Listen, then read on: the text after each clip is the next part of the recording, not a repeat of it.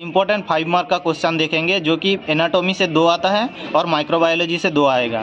Total 4 question attend करना है, 2-2 करके। पहला है CSF 5 mark, most important question है। RBC मोस्ट इंपॉर्टेंट क्वेश्चन है। Teeth with diagram. सेल को 10 मार्क में भी आता है, 5 मार्क में भी आता है। Cell, neuron, types of muscle, urinary bladder, function of bone,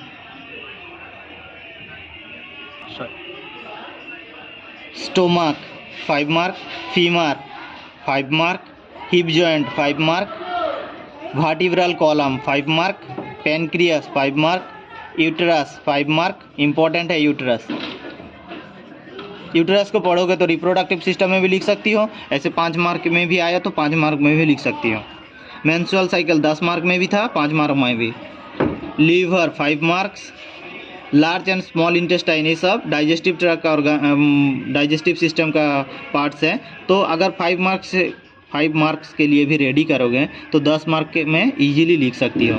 इसके बाद है tonsil 5 mark, lungs 5 mark, humerus 5 mark. 2 question आएगा, ज़्यादा क्वेश्चन नहीं है। माइक्रोबायोलॉजी का क्वेश्चन अगर तुम लोग फंडा में पढ़ी होगी तो माइक्रोबायोलॉजी में एक्स्ट्रा करके पढ़ने का ज़रूरी नहीं है। और माइक्रोबायोलॉजी जो है एनाटॉमी में मस्ट अटेंड करना, मत छोड़ना, क्योंकि माइक्रोबायोलॉजी क्वेश्चन अटेंड करना ही करना है। पहला जो क्वेश्चन है scope of microbiology in nursing, important है। क्लासिफिकेशन ऑफ माइक्रो ऑर्गेनिज्म, उसी में ही मोस्टली आता है बैक्टीरिया। उसके बाद है नोसोकोमिकल इन्फेक्शन, फंडा में भी है, एनाटॉमी माइक्रोबायोलॉजी में भी है।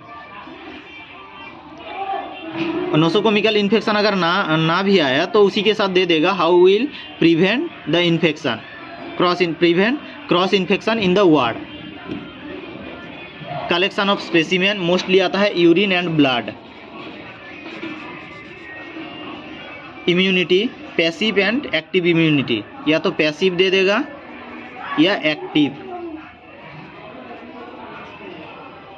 उसके बाद है इम्यूनाइजेशन शेड्यूल, 3 साल काम में आएगा, first year, second year, third year. तो फर्स्ट ईयर से ही पढ़ के रखो, आ भी सकता है, नहीं बोल सकते कि मोस्टली आएगा ही बोल के, आ भी सकता है।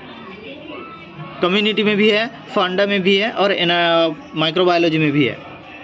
फिर है factor influencing growth of micro organism. Factor influencing भी है, इफेक्टिंग भी है, कोई भी आए तो एक ही आंसर है। उसके बाद है स्टेरिलाइजेशन, इंपॉर्टेंट है, फंडा में भी और माइक्रोबायोलॉजी में भी। डिसइंफेक्शन दोनों में इंपॉर्टेंट है, फंडा में भी माइक्रोबायोलॉजी में भी। पास्चुराइजेशन इंपॉर्टेंट है। Control of spread of infection, ये भी इंपॉर्टेंट है दोनों सब्जेक्ट में, फंडा microbiology. Medical and surgical asepsis, medical and surgical asepsis अगर ना आया, हैंड वॉश आया तो इसी आंसर सेम होगा, जो कि फंडा का भी मोस्ट इंपॉर्टेंट क्वेश्चन है और माइक्रोबायोलॉजी में भी आता है इसके।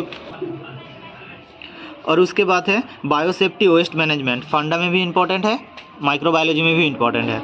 उसके बाद है ऑटोक्लेव, दोनों सब्जेक्ट में, फंडा में तो आता ही है हर साल, माइक्रोबायोलॉजी में भी आता है। उसके बाद है ग्राम स्टेनिंग, जो कि इंपॉर्टेंट क्वेश्चन है।